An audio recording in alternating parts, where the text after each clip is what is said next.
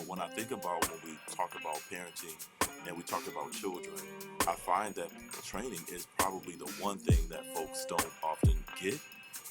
And they often say things, well, there's no book to parenting. Well, I'm often saying, well, no, there are a plethora of books. There are a plethora of websites and webinars. But I think it takes intentionality to really begin to explore and understand children and the relationships that we have with them and who they are.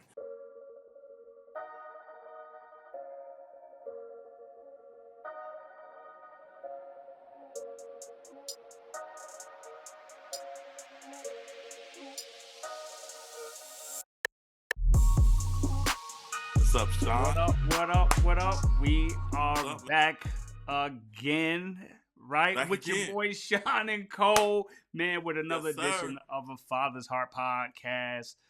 Cole, what's good, man? Man, look, I don't know if you can see underneath this gray beard of mine. I got my little pink popping out, a little something, something. Listen, I do. I see. I do see it. But what I do see, bro, is like your beard look like it's growing.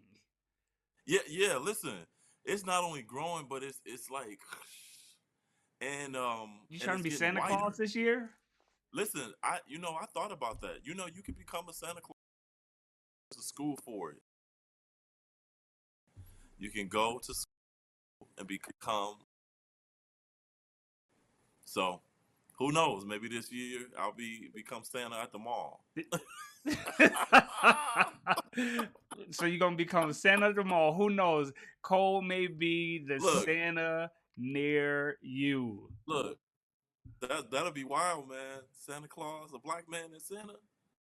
Boy, you something else, man. You something else, man. So, but Sean, how you been, man? Yo, I've been good, man. Today was a beautiful day, right? But it was mad long, bro. I went through my first audit. Mm, Man, yeah. It yeah, was it that's was it was it was it was good. It was good, man. I just say it was good. The people who did the audit, man, they was incredible people, man. yeah, Yo, but it was the first time, somebody like really looking up under the hood, like, oh, good. why is that there? Like, hey, you got dust over there. Like, yo, I had somebody come through and clean. You know what I mean? But they swiping and they like, Yeah, man. uh, You got to make all them numbers count. All them numbers man. count, right? Man.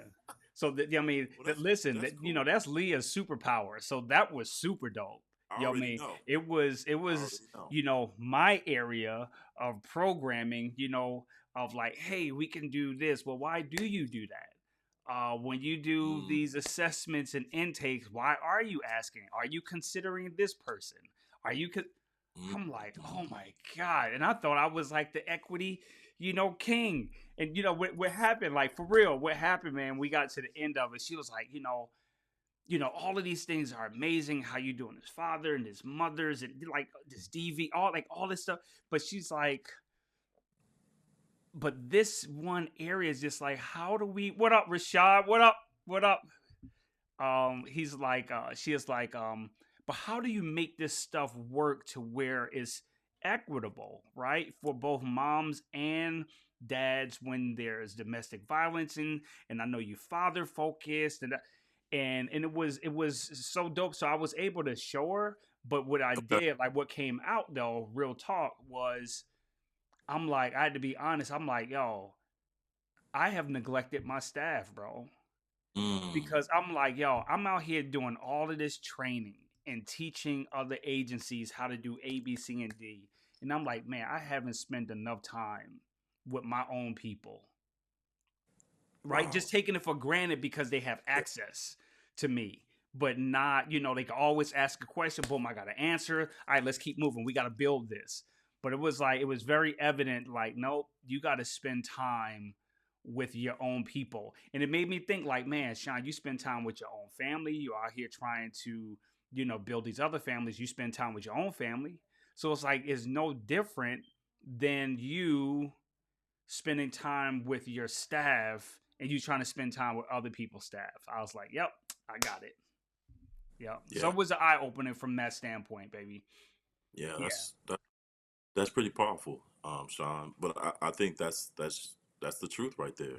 Sometimes we gotta go back to the closest spaces and connect with the people that are building us and continue to build with them too. So, Yeah, man, well, yeah, listen, let's. Well, that it also makes me think about the subject matter we want to talk about today. It's, yeah, again, we're talking about fathers, parents, and children. And one of the things I often think about is, do our children have the right to tell us what they think about how we parent? Do they have the right to challenge us around some of the things that we say when we're engaging and interacting with them? Um, and where does the communication lie? For children and parents when it comes to being able to have a conflict, and how do parents adjust when kids say things that isn't normal in terms of how we see parenting, yeah, as it relates to the voice of children. Should children have the right to tell parents what yeah. they think? Yeah, you know what? So I do have, some thoughts on that, right? But I think, with you asking that question, I think it's only right that we go to the video, if that's cool, right? Yeah, We go yeah. to the video Cool. and then and we'll come back and chop it up after that. Myself into an inability to wake myself up. Oh, okay. I had myself into an inability to wake myself up. Oh, okay.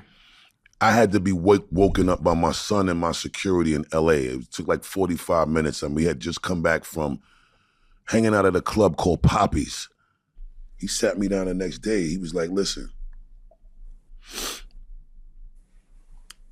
I don't want to hurt your feelings because you're my father. And I don't even know if I got the strength to say it to you now, but I had a conversation with the security.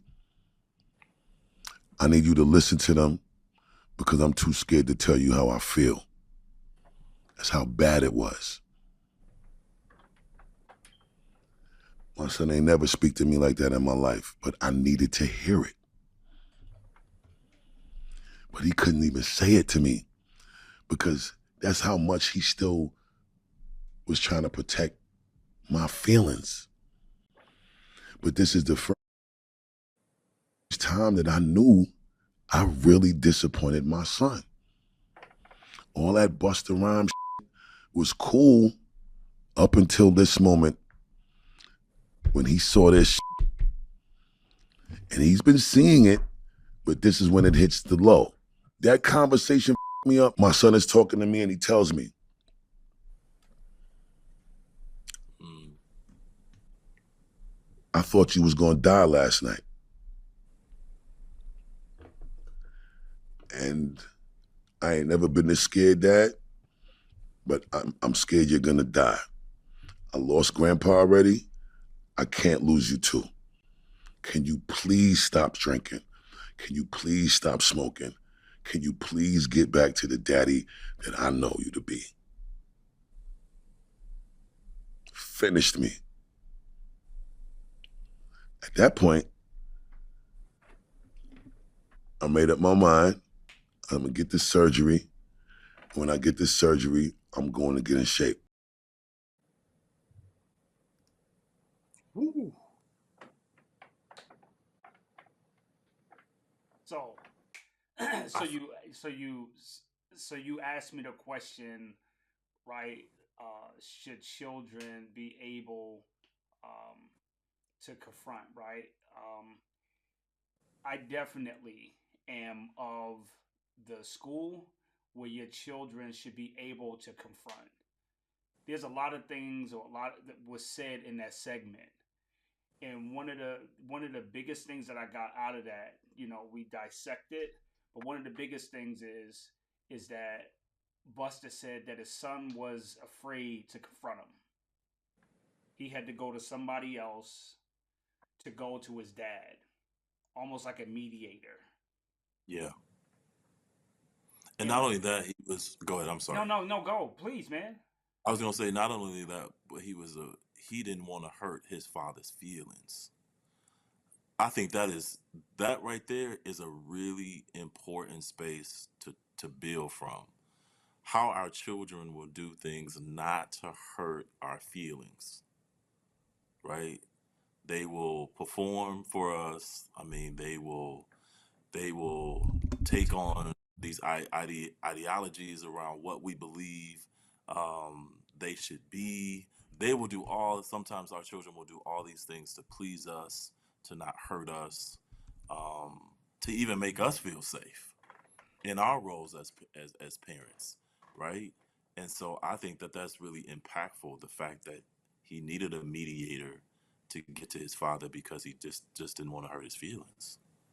Yeah.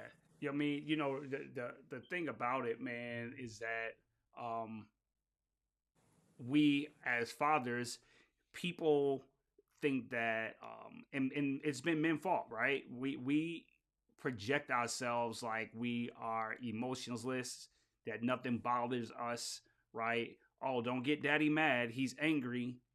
But the thing about it, bro, that derives that's from a feeling. Yeah, And a lot of times what happens is that the dude don't want to really reveal or show what's really going on. So that what's easy to reveal is that he's angry.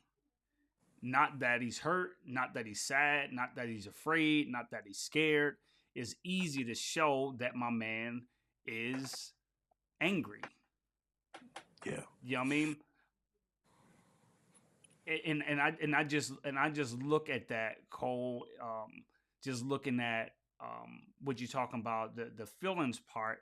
I knew, and I know that I am definitely a feelings guy, and I do this training, right. And one of the things I always say is that awareness brings options.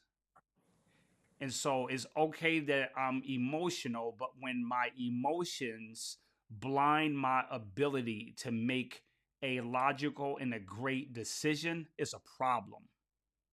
So I had to become in touch with my feelings, to not dismiss them and not to become all emotional. I'm not tripping. I can become emotional, but when my emotions are the driving force behind my decisions, and I know that can be a blind spot, now that's a problem. yeah, yeah. And to add to that, Sean, man, I also think that part of, when we think about what Buster just shared about just his struggle with substance use, a lot of it is around coping. It's expected that you, as men, you cope through it. So you use all these mechanisms to cope because it's the coping part that everybody talks about. We got to cope through it. You just got to learn how to cope. You got to learn how to cope. But the challenge is that I don't even know how to heal. Hmm. So there's all these strategies around coping when I haven't had an opportunity to address the pain that is causing me to want to not to go into the place of coping. But I really have to figure out, how do I heal? How do I address the pain? And I think so often times than not, there's just, I mean, we live in a society where we push simple. You got to cope through it, get through it. And as It's and real. as men, and I've had people say, well, my role as a man is just to provide. I'm a provider. And so, well, when is the time to, how do you Yeah. heal and work through stuff if all you do is you're the provider? There's a lot of responsibility that comes with providing. So I just, I think about that often. Oh, that Jody. that's real, man. That's definitely real. And I think it goes back, when you're talking about where's that space for me to heal. If I'm not willing to really be intentional about my healing, I'm not gonna be okay with you confronting me with my behavior. Because old school, bro, I mean, forget just dad, like mom too. Like, yo, you are to be seen, not heard. Like you Absolutely. don't you do it because I said so. And so here, Buster, I mean, he's like, yo, he living his best life, but his son is seeing his dad die slowly. And some of these children, bro, they see us dying slowly, right? And they're afraid to intervene. And what happens, they sit there and they live in that trauma, and then they say, I'm not going to be like mama. I'm not going to be like daddy. But what happens, it happens exactly what Jody has here, that we don't teach men and boys how to embrace and how to manage their feelings. What wind up happening is that we wind up repeating the same cycle, bro. Right? we wind up repeating the same cycle because we don't teach boys how to manage, right? And I'm gonna keep it 100. We talking about boys, but bro, I'm looking at these young girls today, right? Oh yeah. They don't know how to manage, right? I mean, we just looking at a generation of young people that do not know how to manage or regulate their emotions. What's up, Father's Heart podcast family? Yeah, we have sponsorships now, and this week's sponsor is none other than Involved Dad. So listen up, fathers. Are you looking for a deeper understanding to understand fatherhood and make a positive impact in your children and families' lives? Look no further than Involved Dad, right? Where we create strong fathers through fatherhood engagement, right? It's extremely important for children to have fathers that are not only showing up, but they are showing out, that they are fully invested, they are fully engaged. So this week's sponsor is an agency, man, that knows the ins and out of fatherhood and know how to strengthen families, know how to fill the gaps and connect families to the right resources so they can live their best lives and become more and more successful.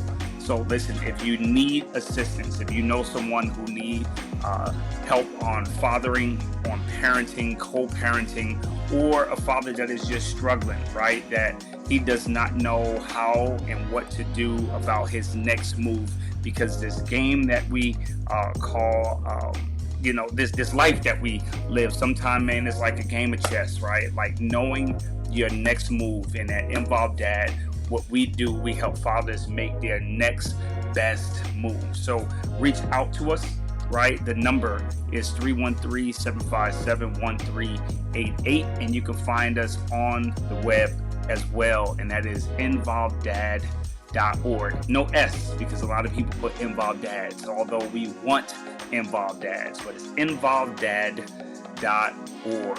So yes, listen, don't be average, you might as well be elite in your parenting and in fatherhood. Right? Well, well, so that gets me charged up, right? Because when we talk about teach, what we actually are talking about is modeling. So Yeah. it's hard. It's hard to teach a child to regulate their emotions and their behaviors when me as a parent dysregulate. When I am upset about something, when I'm short tempered, when something didn't work out at home, when you didn't follow the rules that I've set forth, when so I think oftentimes our quick responses or our quick reactions is part of the challenge too, because I think a lot of this is learned behavior. It's learned behavior from watching your parents. It's learned behavior Cole, from. Cole, you saying you I'm, think. I, I'm sorry, I know. Thank So you. I got to Come build on. my. Come on, man. I know. Thank you for that, man. It's really learned behavior, and I think until we begin to address, again, adults have to address the stuff that they're carrying around with them if they actually want to teach children how to manage and regulate their own emotions. So I mean, I'm often working with parents, and I'm saying, hey, how much of what you're talking about when it comes to Johnny you see in yourself? And that's a hard Yeah. question Yeah. to Word look up. at. No, That's real. yeah. So we often don't see that, and I've also often learned too from my own personal experience that the last people I thought I needed to change for was my children, and I say that from the space of my change was I was supposed to create and tell them what to do. You aren't supposed to tell me how to change. Facts. That's just not the Facts. dynamics here Hey, when it shut up and when it, dribble. yeah. Shut up and What dribble. what? And another thing that I find really interesting about parents is that when children do tell them, parents tend to have a parenting script. I often say, "Who you talking to like that? Do you know what I do for you? Do you know all the sacrifices I've made?" And then I run the script down, and then they shut down, and then I start to think, well, man, what if I was in a romantic relationship and when my partner shares something to me with me to just to tell me about how I can better myself, I run down the script of all the things I do. So at some point that relationship starts to thin out That's because good. I'm not listening. I'm That's not listening. good. That's good. And we don't often listen to our children, if we can be honest. No, absolutely not. Right? We don't list them because they don't know, they're young. Um, I laugh, man, because you made me think about my mother. Right? Man, I miss my mom. But my Yeah. mom all the time, bro. She used to be like, "Well, I can say that because I'm older." Right? Like she used to say some rude stuff, right? Like when she got older, like when she was younger, she Yeah. wasn't. Yeah. You know what I mean? But my older, like the mom I grown to know in my adult years, yo, she would say some crass stuff, man. It was just like, Ma, you can't say that. Well, yes, I can. I'm 60 something years old. I'm 70 years. It doesn't give Yeah. you the right, to say those things, right? And so it's just from that parent standpoint that we think that we can say or do whatever we want. Just because I can doesn't mean that I should. Yeah. Yeah.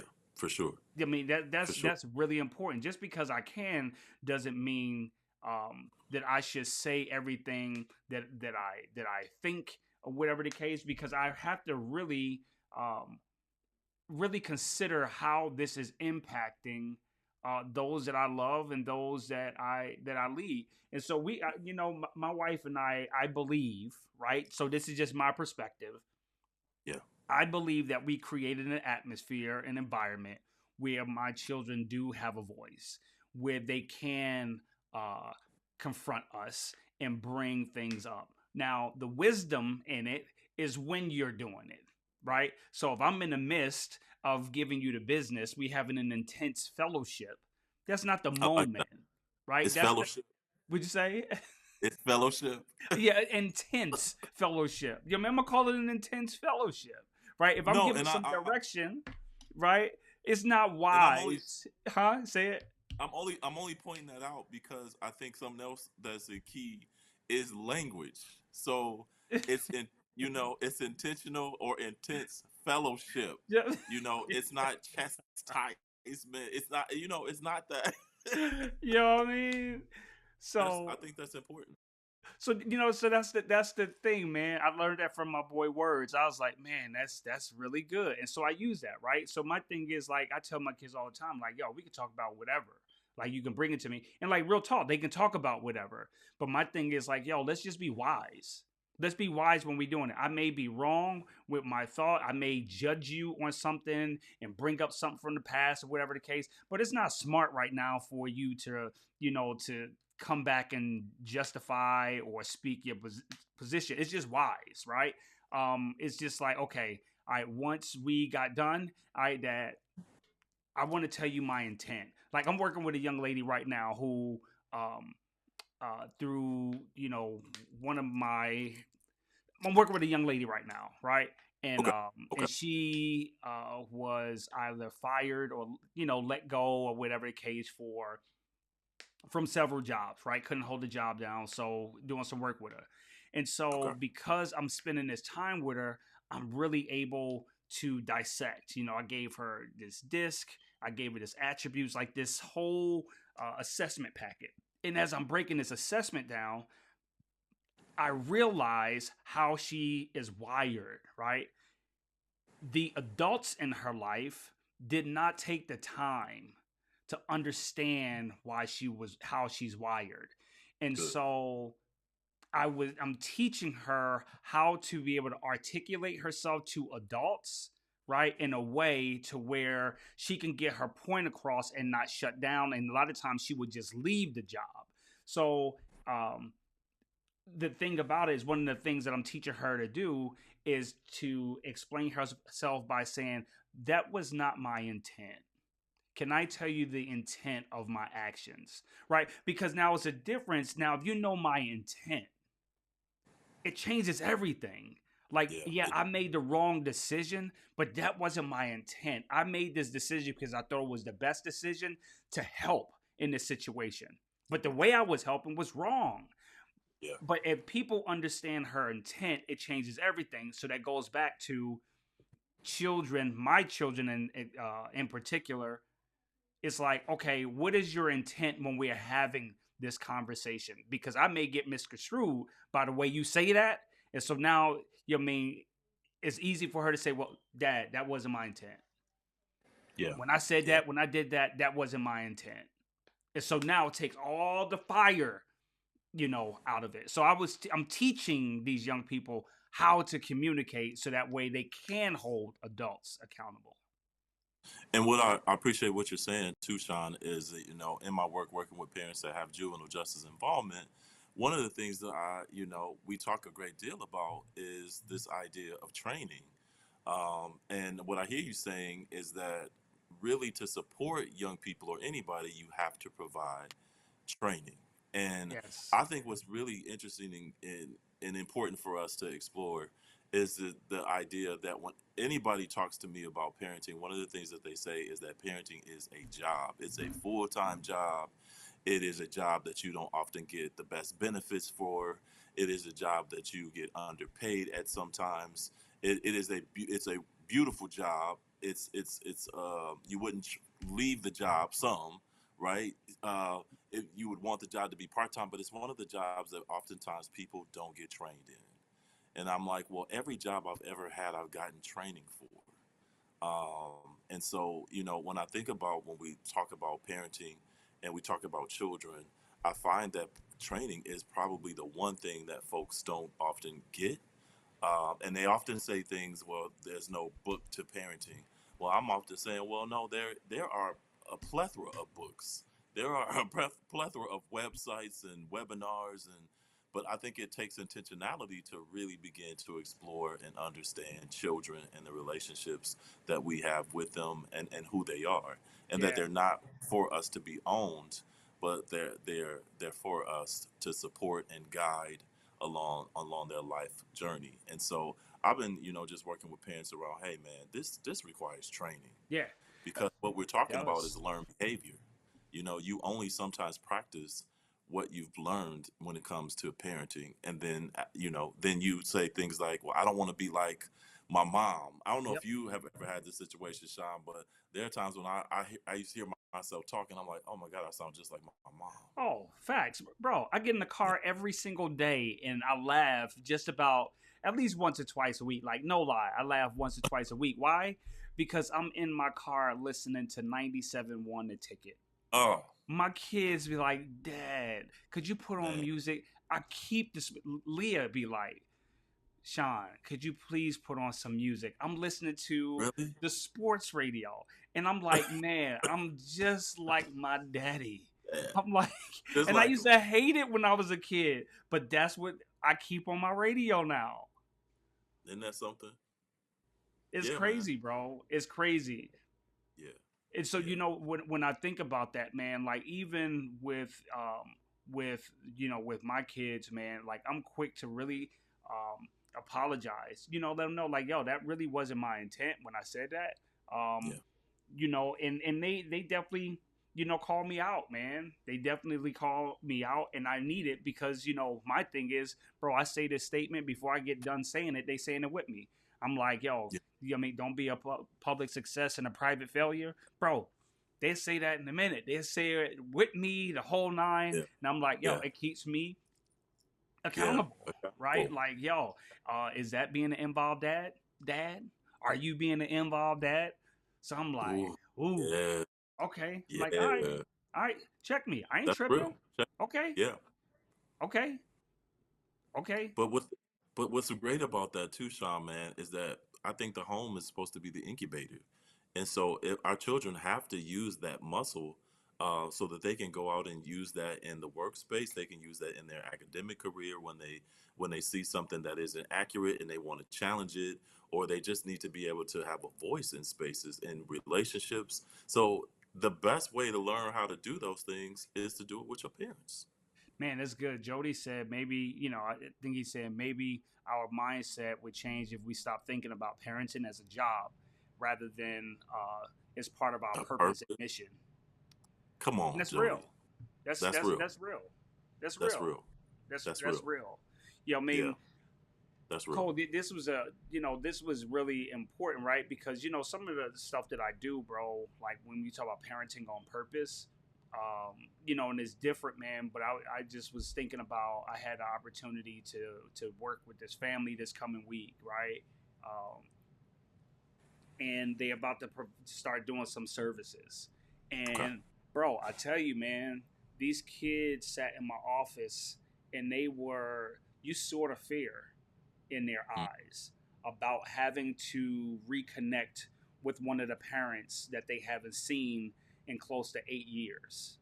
You mm, see the fear in their eyes, because they didn't know the last thing that they saw or remember of that parent, that it was kind of violent, right? It was kind of, and it wasn't towards them, it was towards their other parent. And so here, these children have so many questions, bro. So many questions. mm. And I know that they are going to be afraid to even go down that path, right? Absolutely. Because that parent, he already they already created an atmosphere, uh, to show or to say like, yo, I rule this castle, Yeah. right? I dictate. So, do you think those children are going to think they have a voice to confront and talk about? Absolutely not, bro. No. No. No. Absolutely not. And that parent used fear as a way to keep control over that domain. And Yeah. so, those children, if they weren't properly um, given the proper tools like the therapy, all of those things, they are left to process that alone. Yeah. And so it's going to be hard for them not to repeat some of those behaviors unconsciously. Yeah. Yeah. Whew. Unconsciously. So yeah, Well, man. I'm glad you guys are working with them. You Yeah. know. Because I think part of the challenge too is that we have a lot of families that don't have access to services or resources. They don't know that these resources exist. They have had, if they have had resources in the past, they've also experienced trauma. I think sometimes we don't even think about as organizations and agencies how sometimes we cause trauma. Um, and How so? and How so? in the sometimes in our narratives, in the way that we create our material, sometimes in the way that a person might walk into the office, how they're introduced to the agency and organization. I think sometimes we are giving out help without often listening to people who are actually needing the resources. So I think sometimes we create a program based off of what the data has shown us, but then we also don't go out and actually hear from the families that are in the communities to make sure that the services that we create for them are actually tailored to actually support them. And so sometimes what tends to happen from what I've seen and experienced, we get the service because it's offered to us, and then the service actually isn't the correct service. Mm, And then I don't want to do it anymore when someone says to me, "Well, hey, I need you to, you need this new resource." But if I didn't have a good experience, I'm not gonna trust agencies and organizations. And yeah. one of the other big things that I tell people too is that people talk, and so if they had a bad experience with the receptionist or the administrative coordinator when they enter into the building, they're going to go out and share that. And so I think that and I'm not sure where I'm going down or where I'm going down this rabbit hole, but I Preach. just that Preach. I You think ain't that going down the rabbit hole. Preach.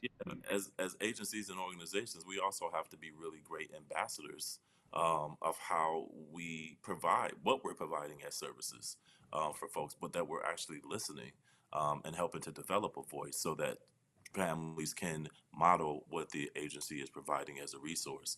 So I just think it's all of us. We all have a responsibility, and so that's why I love, Sean. I mean, when you're saying, "Hey, this family is now in a space where they will get that support.